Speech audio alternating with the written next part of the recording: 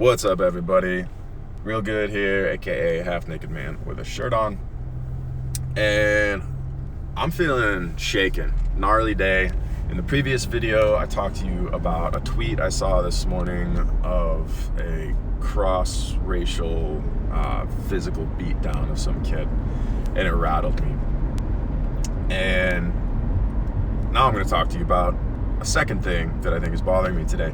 Seeing this video came the morning after I'd reached out to a new friend that I've met multiple times in real life and just asked them if they wanted to meet and go for a walk before an event that we both attend so that we could meet each other. Like, hi, who are you? What are you up to? What are you into? And this person was like, why? What do you want? Which is fine. I should be accustomed to that coming from the East Coast. I said, to meet you. If you want, do not. That's fine. If you don't, but why did you accept my friend request? Like, social media weirds me out. Why are you accepting my social media friend request if you're not open to going for a walk before an event we both attend? I didn't share all that. I just said to meet you, and then they said, like, oh, I don't feel safe. Are you doing any work to acknowledge and deconstruct your white male privilege? Woo! Oh, okay. Okay, I got to feel some prejudice. You literally don't know me. I literally am an individual asking you as another individual to meet each other as individuals. That is the process that I'm in at this moment. And what I'm getting from an individual who absolutely doesn't know me as an individual. A complete prejudice. No vulnerability or exposure. There's nothing for me to empathize or feel compassion for. I would have to make up and fabricate and project things onto this person to try to practice empathy and compassion. So all that was a violent injection. Let's call this an example of a violent injection. Perfect. Introduction to injection. Injection is a term that I invented for the uncovery process because I noticed when we get into hyper-healthy spaces, I needed terms that hadn't existed yet for things like projections and questions and loaded questions and things that inject projections and other stories of the way things are into other people's psyches.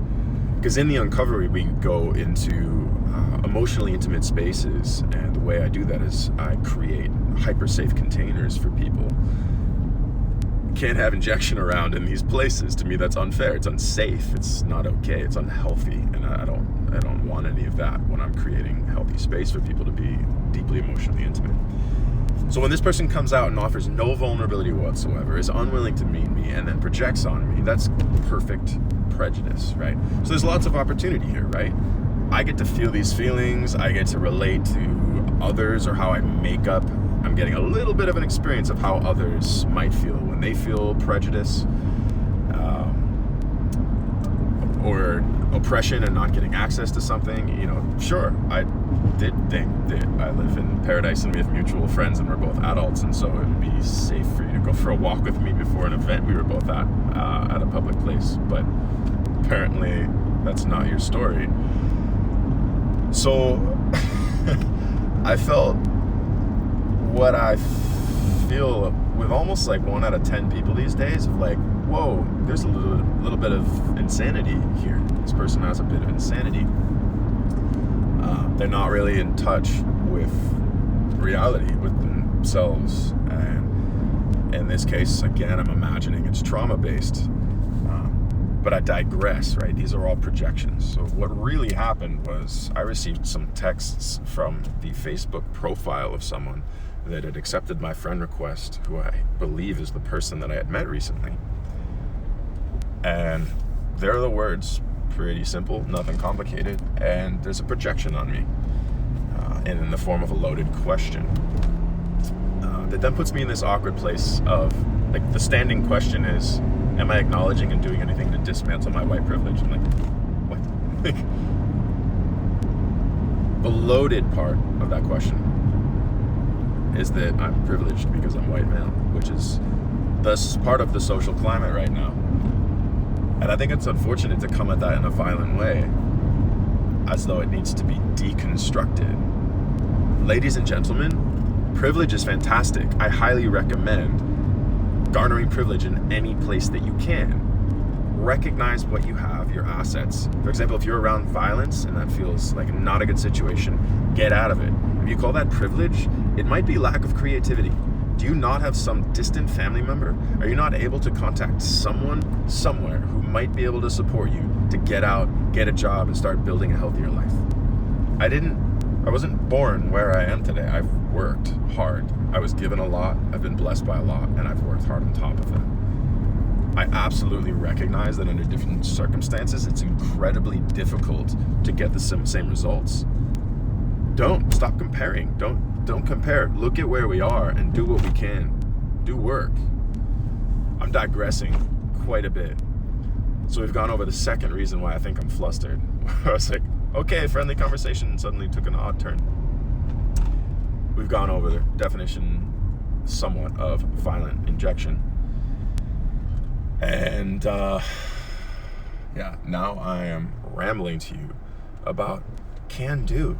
Man, like, you can improve your situation. It doesn't matter what situation you're in. You can improve your situation. Seriously.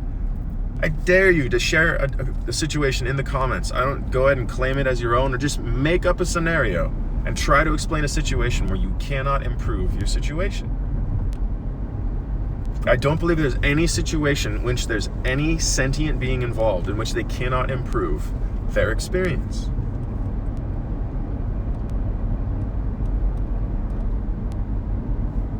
Gosh. So my experience of this woman, oops, cat's out of the bag, it was a woman, is that she's got some agenda, and it feels like a carrying of a flag, and that carrying of a flag is something that I feel like the US has really kind of glorified. Like, take a stance, stand for a cause. God, like, relax, stand for health, stand for taking care of self and surrounding. I stand for that. Maybe it's my privilege to not think that war is necessary, but if you're out there waving a flag, you're creating war. It may be a just war. I don't know. I'm not gonna have that conversation right now. We'll have that in another one about more religious stuff where people use morality as a justification for war and so on and so forth. But this kind of ramble is so distracting to me. And I'm noticing my susceptibility at the moment and wondering what's going on. So let's keep wondering together. Hit that subscribe button, and in the next video, I'm going to talk to you about yet another thing. These have all come up in the last 24 hours, okay? Taking a moment to check in my heart, I make up that this person is genuinely feeling unsafe. It saddens me. That feels like an incredibly tight scarcity box. It saddens me. We have mutual friends I've known in the community. You're uncomfortable going on a walk in a public place during the day as adults living in a first world paradise. Whoa. I'm trying to take that seriously. I'm trying. But I can't help but think that person's just got some weird violent beef. I gotta let it go. You know what?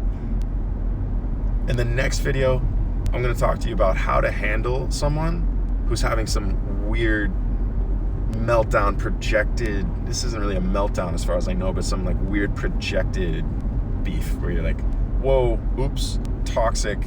How do I not get trapped in this? That's the next video. Okay, it's real good. It's gonna keep getting better. I'll see you soon. Wow. Hit like if you liked the video. Make sure you're subscribed. I'll see you soon. Dude, comments. Talk about this stuff. Let me know.